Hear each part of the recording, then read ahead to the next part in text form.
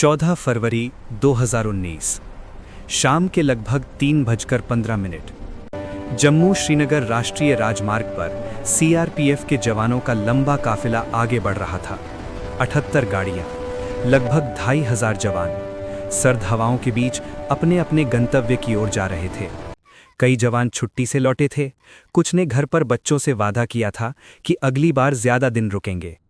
अचानक एक तेज रफ्तार एसयूवी काफिले की एक बस से आकर टकराती है और अगले ही पल एक भीषण धमाका। आसमान में उठता धुएं का गुबार, सड़क पर बिखरे मलबे के बीच चीखें, सन्नाटा और वायरलेस पर घबराई आवाजें। Blast, blast, confirm blast. 40 CRPF जवान शहीद हो चुके थे। देश स्तब्ध था। टीवी स्क्रीन पर लगातार चल रही तस्वीरें, एंकरों की भारी आवाजें, सोशल मीडिया पर उमड़ता गुस्सा और हर घर में एक ही सवाल, आखिर ये कैसे हुआ? हमले की जिम्मेदारी पाकिस्तान स्थित आतंकी संगठन जैश-ए-मोहम्मद ने ली। हमलावर था आदिल अहमद दार, जो स्थानीय स्तर पर कट्टरपंथ के जाल में फंसा एक युवक था। लेकिन जांच एजेंसियों ने जल्दी ही समझ लिया कि ये हमला सिर्फ एक स्थानीय साजिश नहीं था। इतनी बड़ी मात्रा में विस्फोटक, इतनी सटीक योजना, इसके पीछे संगठित और सीमा पार से मिली मदद की आशंका साफ दिख रही थी। दिल्ली में उसी शाम आपात बैठक बुलाई गई।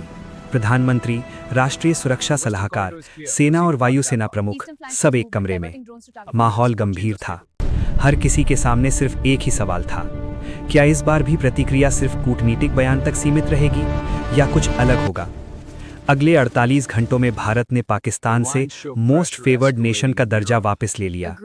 अंतर्राष्ट्रीय स्तर पर पाकिस्तान को घेरने की रणनीति शुरू हो गई, लेकिन देश के भीतर जनभावना उफान पर थी। शहीदों के अंतिम संस्कार में उमड़ी भीड़, शहीदों का बदला की मांग, हर तरफ एक आक्रोश। इसी बीच सुरक्षा एजेंसियों और सेना ने संभावित विकल्पों पर विचार शुरू किया। एलओसी पर सीमित कार्यवाही, स्पेशल फोर्सेस की घुसपैठ या फिर वायुसेना के जरिए गहरी स्ट्राइक।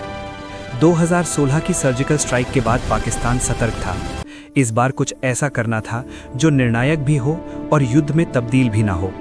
खुफिया एजेंसियों ने पाकिस्तान के खैबर पख्तूनख्वा प्रांत के बालाकोट क्षेत्र की एक परिसर की पहचान की।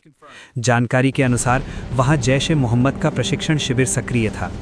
सैटेलाइट तस्वीरें, संचार इंटरसेप्ट और अन्य स्रोतों से ये संकेत मिल रहे थे कि वहां आत्मघाती हमलावरों को तैयार किया जा रहा है। चुनौती बड़ी थी। लक्ष्य एलओसी से काफी भीतर था। पाकिस्तान के एयर डिफेंस सिस्टम सक्रिय थे। फिर भी फैसला लिया गया कि इस बार जवाब सीमित सीमा तक नहीं रहेगा। 20 से 25 फरवरी के बीच भारतीय वायुसेना के चुने हुए पायलटों को विशेष ब्रीफिंग दी गई। ऑपरेशन को गोपनीय रखा गया। मिशन के लिए मिराज 2000 लड़ाकू विमानों का चयन हुआ। ये विमान सटीक गाइडेड बम ले जाने में सक्षम थे। योजना थी रात के अंधेरे में उड़ान, रडार को भ्रमित करते हुए सीमा पार करना, लक्ष्य पर सटीक प्रहार और सुरक्षित वापसी। 26 फरवरी 2019 की तड़के सुबह लगभग 3:30 मिराज 2000 विमानों ने उड़ान भरी। कुछ विमानों ने ध्यान भटकाने के लिए अलग दिशाओं में गतिविधि दिखाई। मुख्य स्ट्राइक पैकेज आगे बढ़ा। कुछ ही मिनटों में लक्ष्य क्षेत्र के ऊपर पहुंचकर सटीक बम गिराए गए। भारतीय सरकार ने इसे नॉन मिलिट्री प्रीएम्प्टिव स्ट्राइक बताया, यानी आतंकी ढांचे पर हमला, न कि पाकिस्तानी सेना पर।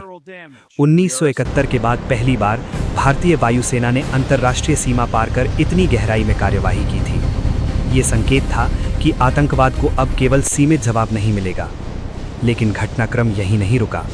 27 फरवरी की सुबह पाकिस्तान की वायुसेना ने जवाबी गतिविधि शुरू की। एलओसी के पास दोनों देशों के लड़ाकू विमान आमने सामने आए। हवाई मुठभेड़ के दौरान भारतीय वायुसेना के विंग कमांडर अभिनंदन वर्धमान का मिग-21 बाइसन विमान दुर्घटनाग्रस्त हो गया। वे पाकिस्तान अधिकृत क्षेत्र में उतरे और पकड़े गए।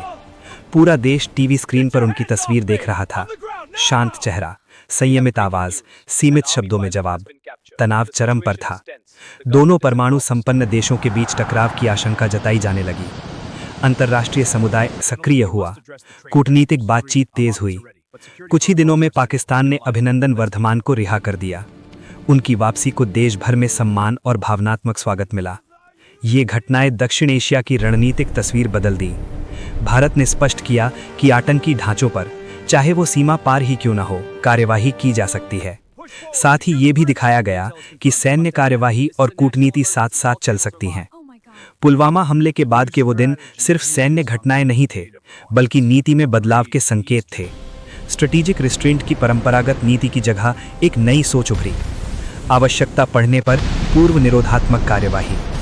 लेकिन इस पूरे घटनाक्रम के केंद्र में वो 40 शहीद जवान थे, जिनकी शहादत ने देश को झकझोर दिया।